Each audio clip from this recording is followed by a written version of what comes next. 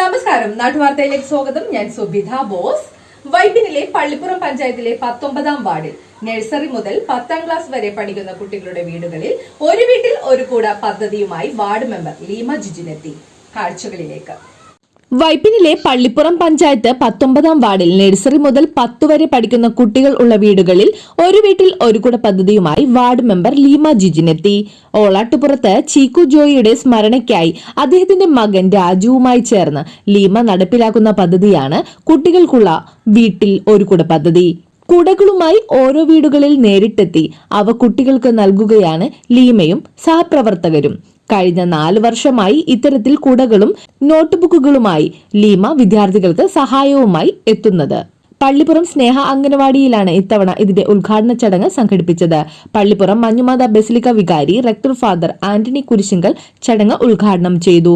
സ്നേഹമുള്ളവരെ, നമ്മൾ ഇന്ന് ഈ ലോകത്ത് കൂടുതൽ സമ്പാദിക്കുന്നതിൽ വ്യഗ്രത കാണിക്കുന്ന വ്യക്തികളെയാണ് കാണുക.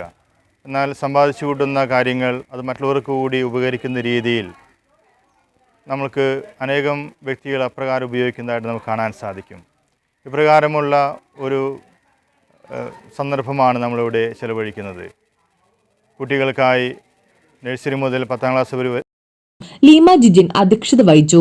റെസിഡൻസ് അസോസിയേഷൻ ഭാരവാഹികളായ MG Sadanandan, Shijin Kannathussery, residence apex treasurer Venugopal Edakkat, Manjumatha basilica കുടുംബ യൂണിറ്റ് കേന്ദ്ര സമിതി president VX Roy, Vypin rotary club മുൻ president VS Soni, anganwadi teacher Sandhya, VS Soliraj, CR Sunil, Suresh Purakkat, Sijosh Jayan, Hari Kannathussery, Biju Kumbalathuparambil, Omana Suresh, Vijaya Suresh, Sheeba Sunil എന്നിവർ പ്രസംഗിച്ചു.